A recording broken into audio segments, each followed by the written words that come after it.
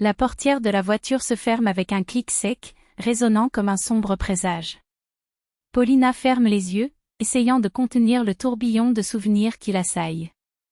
La climatisation ne peut masquer l'odeur de trahison qui imprègne désormais chaque respiration.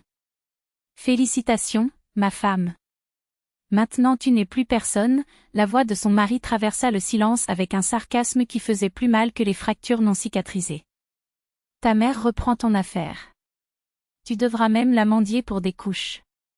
Les mots tombaient comme des couteaux, mais Paulina le savait déjà, cet homme n'a jamais compris que le véritable pouvoir ne se mesure pas par la capacité de marcher, mais plutôt par la capacité de se lever. Le retour à la maison semblait une éternité. Chaque pierre du jardin, chaque ombre des arbres semblait murmurer des souvenirs de cet après-midi fatidique.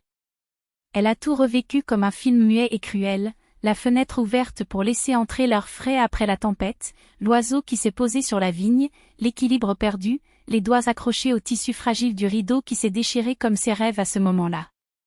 Le corps tombe, le monde tourne, et puis, l'impact. S'accrocher à la vie est devenu depuis lors sa seule affaire. Est-ce que tu vas bien?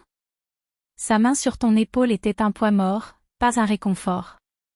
Paulina connaissait ce ton faux, cette peur déguisée en inquiétude, la peur de révéler quelque chose, de démasquer la mascarade trop tôt. Je vais bien, mentit-elle avec un sourire qui n'atteignit pas ses yeux. J'espère que la maison l'est. Parce que c'est ce qui comptait vraiment. Ces briques, ce toit, chaque détail choisi avec sueur et détermination, acheté avec l'argent qu'elle avait elle-même gagné, bien avant de le rencontrer. Bien avant que cela ne devienne un problème à résoudre. La belle-mère les attendait déjà à la porte, avec un sourire qui ressemblait plutôt à une grimace de victoire. Cette femme qui la traitait comme une chasseuse de fortune, qui l'humiliait pendant des années jusqu'à ce que Paulina prouve avec des chiffres, des contrats et des succès que sa valeur ne dépendait pas du nom de famille de son fils. Mais bijoux, la vieille hypocrisie dégoulinait de la voix de la belle-mère. Pourquoi a-t-il fallu autant de temps pour ouvrir? Les voisins en parlent probablement déjà. Paulina connaissait bien ce jeu. La même femme qui, par hasard, a trouvé des relevés bancaires laissés, ou déposés, nulle part, et qui, avec des questions insinuantes, a tenté de forcer le partage de ce qui ne lui avait jamais appartenu. La moitié appartient à mon fils, chéri. Signe ici, c'est pour son bien. Mais Paulina n'a jamais été naïve. Il a refusé toute pression, tout chantage voilé. Mon entreprise existait avant que vous n'entriez dans ma vie, répondit-il avec un calme qui les rendit furieux. Je n'ai pas besoin de l'aide de ceux qui savent seulement aspirer ce qu'ils n'ont pas construit. La belle-mère change alors de tactique, pauvre, seule, fragile.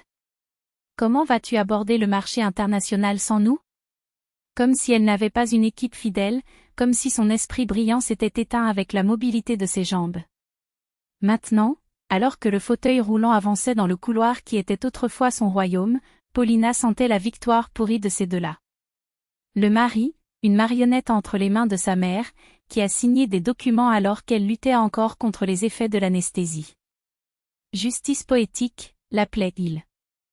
Vous nous avez méprisés, maintenant c'est à nous de décider.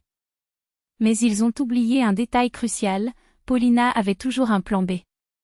Et tandis que sa belle-mère se réjouissait de la scène de sa belle-fille, vaincue, tandis que son mari se vantait de son intelligence, un engrenage silencieux était déjà enclenché.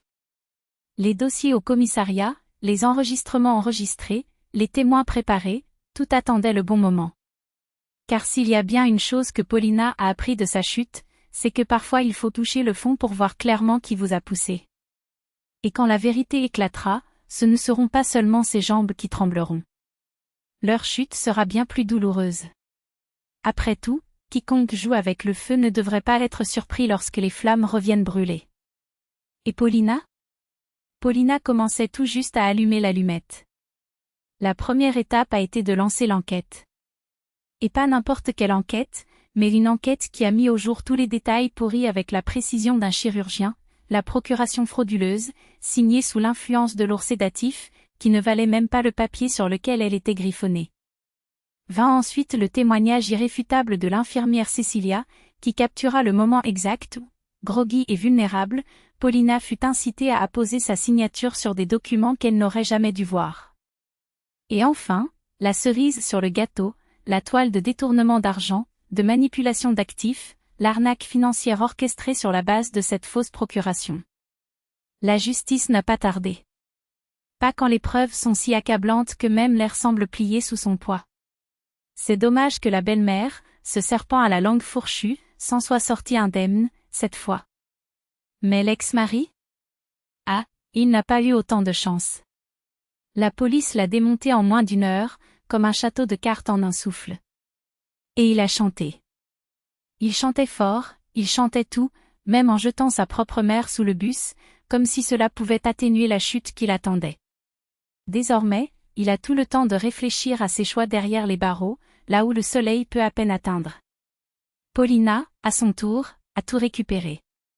Chaque centime, chaque document, chaque morceau de dignité lui a été volé.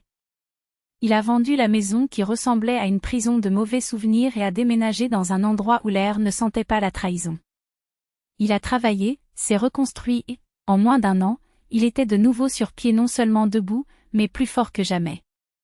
À ses côtés, ses amis qui n'ont jamais douté, l'équipe qui l'a soutenu sans hésiter, même ses parents, qui ont traversé les continents rien que pour lui tenir la main dans les jours les plus sombres. Non, elle ne s'est pas remise de la trahison de son mari. S'en remettre implique que ça fait mal.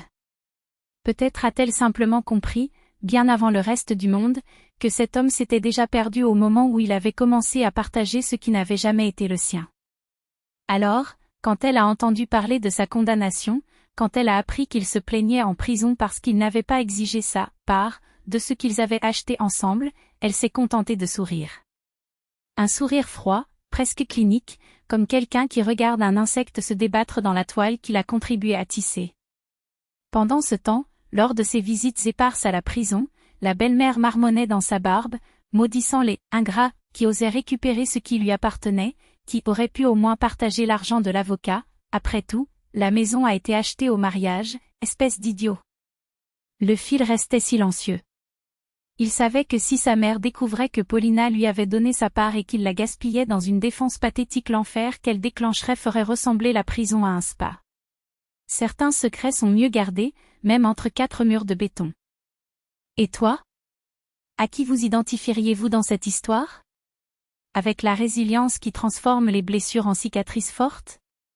Avec une justice qui, bien que tardive, n'échoue pas? Ou avec ceux qui, au final, récoltent exactement ce qu'ils ont semé? Chaque like ici rappelle que des histoires comme celle de Paulina ne font pas exception, ce sont des choix. Chaque partage est la preuve que la vérité, aussi enfouie soit-elle, trouve toujours le chemin de la lumière. Abonnez-vous, suivez, car demain est fait des décisions que nous prenons aujourd'hui.